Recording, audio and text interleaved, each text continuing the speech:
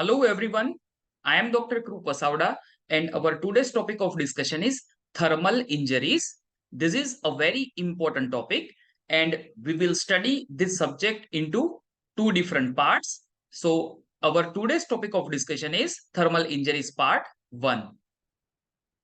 So it includes introduction to thermal injuries, classification and explanation of injuries due to cold. जो heat से जो injuries होती है उसको हम पार्ट 2 यानी कि नेक्स्ट सेशन में देखेंगे. So first one is introduction. Thermal injuries are caused either due to exposure to cold or due to exposure of heat. या तो हीट या तो फिर कोल्ड की एक्सपोजर की वजह से जो इंजरीज होती है उसको थर्मल इंजरीज कहते हैं. द इफेक्ट ऑफ हीट और cold over body may be in generalized form or may have localized effect to a particular body part. So या तो वो सिस्टेमिकली एक जनरलाइज्ड जो है वो इफेक्ट उसकी होती है या तो फिर उसकी इफेक्ट लोकलाइज्ड यानी कि पर्टिकुलर पार्ट्स पे हो सकती है. Let us see classification of thermal injury. So in that it is of two types, due to cold and due to heat. In that दोनों में जनरलाइज एंड लोकल इफेक्ट्स होते हैं. So due to cold general effect में बी hypothermia and local effect में बी chilblain, frostbite and trench foot.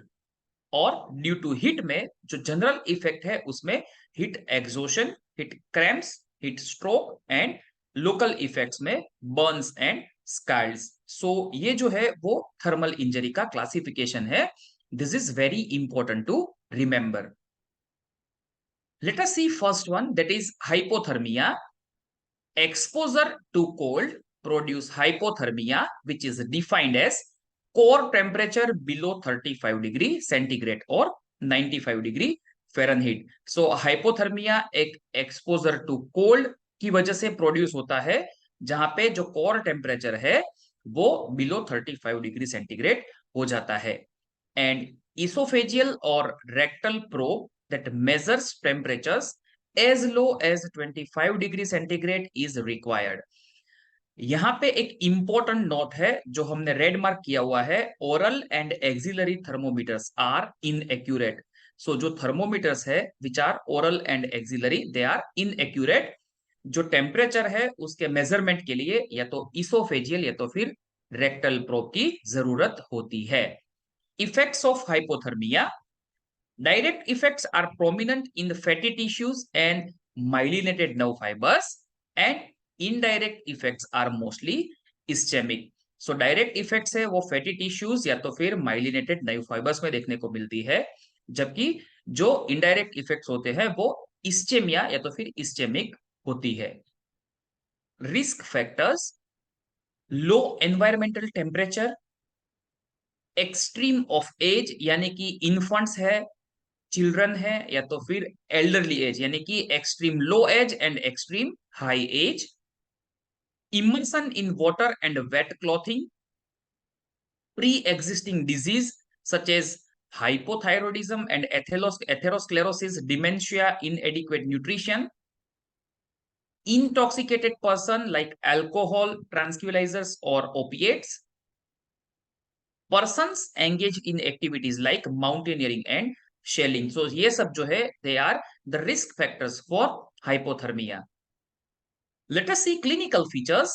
When the temperature falls below 32 degrees centigrade to 24 degrees centigrade, there is disorientation, dulling of consciousness, loss of reflex and fall in respiration, heart rate and blood pressure. So ये जो सब है वो उसके clinical features है.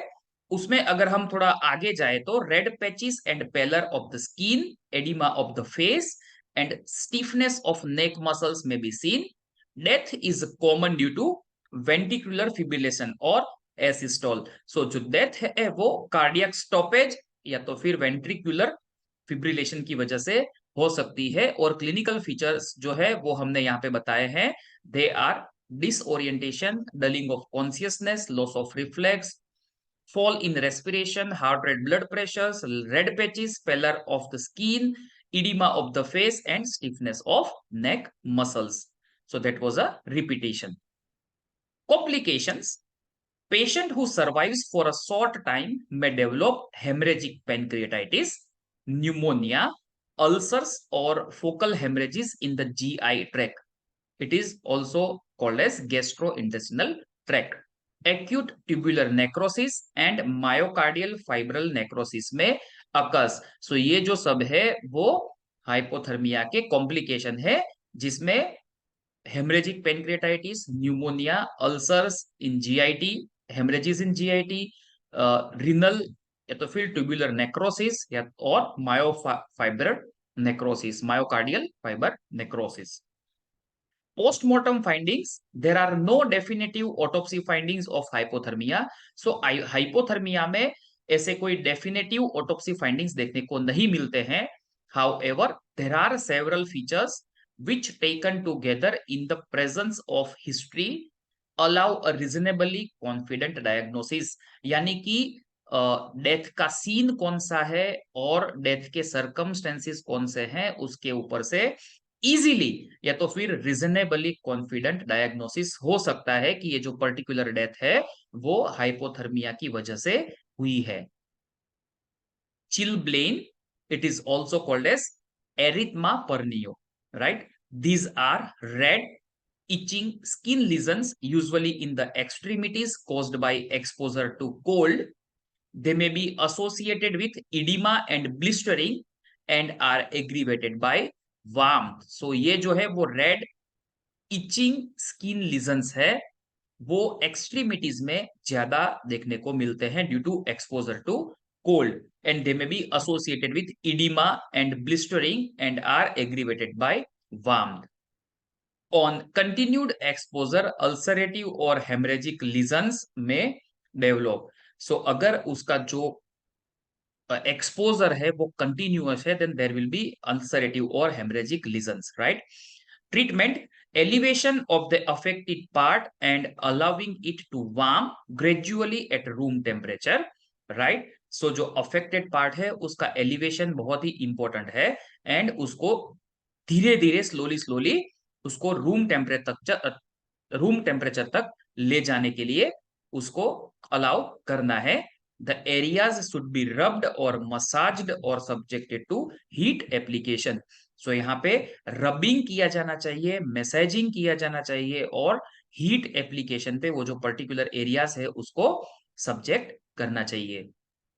Immersion syndrome or immersion foot, it is also called as trench foot, right?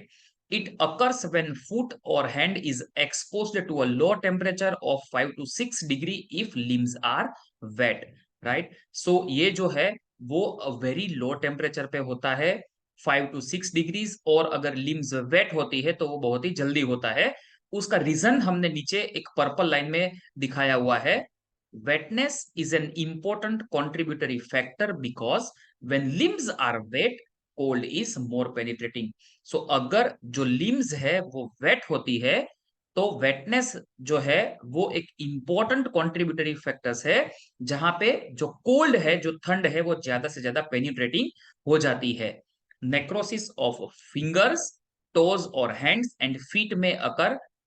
Obliterating vasculitis causes severe gangrene and loss of tissue. So necrosis भी हो जाता है और लास्ट स्टेज अगर हम देखें तो गैंग्रेन और लॉस ऑफ टिश्यूज यानी कि एम्पुटेड टिश्यूज भी हो जाते हैं. Clinically, it is divided into three different stages, that is pre-hyperemic stage, hyperemic stage, and post-hyperemic stage. In first one, the affected parts are cold and anesthetic. In the second stage, the parts are hot with intense burning and shooting pains. And in third stage, area is pale or cyanotic with diminished pulsation, right? So ये जो three different clinically dividation stages है. Treatment देखेंगे. Air drying, protecting the extremities from trauma and secondary infection and gradual rewarming by exposure to air at room temperature. So यहाँ पे air drying is very important, और जैसे हमने पहले भी बताया था कि उसको धीरे धीरे जो है रूम टेम्परेचर पे आना चाहिए विदाउट मैसेजिंग और मॉइस्टनिंग द स्किन और immersing it in water. Frostbite. frostbite occurs from exposure to severe environmental cold, exposure to dry cold, or from direct contact with cold object below 0 degree. So यहाँ पे जो है variation जो है temperature का है। सो severe cold की वजह से फ्रॉस्ट बाइट होता है, और या तो वो ड्राई कोल्ड भी हो सकता है, या तो वो डायरेक्ट कांटेक्ट में अगर आया है वो कोल्ड ऑब्जेक्ट के साथ तो भी हो सकता है। इट इज कॉमनली सील्ड in mountaineering and polar expeditions. So ये जो है माउंटेनियरिंग या तो फिर पोलर एक्सपेडिशंस, जैसे कि एंटार्क्टिका, ये सब प्लेसेस में ये चीज देखने को मिलती है। Tissue injury results from freezing and वासो कॉन्स्ट्रिक्शन। सो यहाँ पे फ्रीज हो जाता है, टिश्यू इंजरी हो जाती है, फ्रीजिंग एंड जो वेसल्स है उसका कंस्ट्रिक्शन हो जाता है, यानी कि उसका संकोच हो जाता है, दैट विल बी वासो constriction. It usually affects the distal aspects of the extremities or exposed parts of face such as ears, nose, chin, cheeks, etc. So ये जो है वो exposed part पे होता है, या तो फिर distal aspects जो है एक्सट्रीमिटीज के उसके ऊपर होता है, हैंड है, लेग है, या तो फिर ears, nose, chin and cheeks पे ये जो फ्रॉस्ट बाइट है वो ज्यादातर देखने को मिलता है। So you can see the fingers in frostbite. आप देख सकते हैं यहाँ पे हमने ब्लू एरो में दिखाया हुआ है, थंब में भी है और चारों फिंगर में भी हमको ये चीज देखने को मिल रही है। Face is flushed, pupils dilated, and patient complaints of dizziness, tinnitus, headache and vomiting। So यहाँ पे पेशेंट को डिजीनेस हो जाता है, टिनिटस यानी कि कान में कुछ आवाज आ रही है ऐसा लग रहा है, हेडेक एंड वोमिटिंग भी हो सकता है। Skin is moist and cool, body temperature में बी नॉर्मल और स्लाइटली इंक्रीज्ड। इसमें जो ट्रीटमेंट है, patient should be moved into a cool environment and given oral saline solution to replace both salt and water। So orally saline solution देना चाहिए to replace both salt and water, and advise rest for 1 to 3 days। So this is about frostbite। Thank you for watching this video। You can subscribe this channel, click bell icon, and you can share this video amongst your friends। Thank you।